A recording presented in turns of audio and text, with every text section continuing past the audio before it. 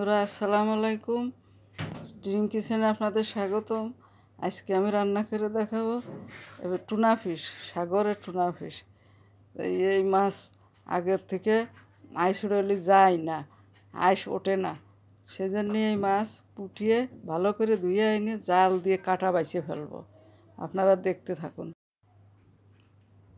এখন হলো মাছ জালে দিয়ে দেবো, একটু হলুদ দেবো আর একটু লবণ দেবো, দিয়ে জাল দেবো। হলুদ লবণ দিয়ে মাছটারে সিদ্ধ করে নেব। এখন জালটা ধরে দেবো, হলুদ লবণ দেওয়া হয়ে গেছে, এখন জালটা ধরিয়ে দেবো। মাছটা সেদ্ধ হয়ে গেছে, এখন নামিয়ে নেব। নামিয়ে নিয়ে একটু ঠান্ডা হলে কাঁটা বেছে ফেলবো। কাঁটা বেছে ফেলার পরে তারপরে আবার মরিচ পিস দিয়ে ভাজবো তেলে। ঠান্ডা হয়ে গেছে, এখন বেছে নিচ্ছি মাছটা। মাছের কাঁটা বেছে নেব। উপরে ওর মাছের ওই পিঠি ওই কাঁটা থাকে এরকম শেপটা, ওইগুলো ভালো করে বেছে নিতে হয়, না হলে হয় না। মাছের কাঁটা বেছে নেব।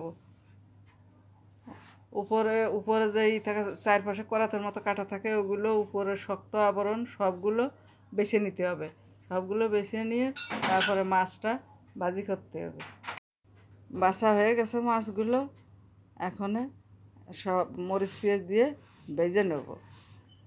কড়াইতে তেল দিয়ে মরিচ পেঁয়াজ দিয়ে ভেজে নেব। তেল দিয়ে দেব, আর অনেক করে একটু তেল দেওয়া লাগে। তেল দিয়ে মরিচ পেঁয়াজ দিয়ে একটু ভেজে নিয়ে তারপরে মাছটা দিয়ে দেবো। এই যে পেঁয়াজ দিচ্ছি, মরিচ কুচি দিচ্ছি, তারপরে দেব হলুদ, লবণ একটু নেড়ে নিয়ে হলুদ দেব, লবণ দেব, রসুন বাটা, হলুদ দেব, লবণ দেব, জিরে বাটা দেব। ওই যে জিরে বাটা দিয়ে দিলাম। এইভাবে সুন্দর করে ভেজে নেব, নিয়ে তারপরে মাছটা দেব। এখন লবণ দেব স্বাদ মতো লবণ দিয়ে দেব। তারপর দেব জিরে বাটা, হলুদ দেব, রসুন বাটা দেব, একে একে সব দিয়ে দেব। দেওয়ার পরে তারপরে মাছটা ঢেলে দেব। মরিচ পেঁয়াজ ভাজা হয়ে গেছে, মাছগুলো এখন দিয়ে দিলাম। দিয়ে নেড়ে নেড়ে ভাজি হলে নামিয়ে নেব। সুন্দর করে ভালোভাবে মশলার সাথে মিশিয়ে ভালো করে ভাজি হলে নামিয়ে নেব। ভাজা হয়ে গেছে টুনা ফিশটা, এখন নামিয়ে নেব। সুন্দর করে ভাজা হয়ে গেছে, এখন নামিয়ে নেব।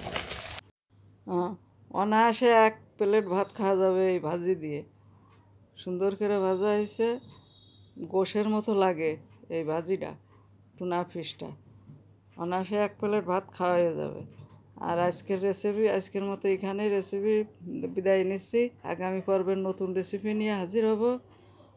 আপনারা ভালো থাকেন, সুস্থ থাকেন। আসসালামু আলাইকুম, আল্লাহ হাফেজ।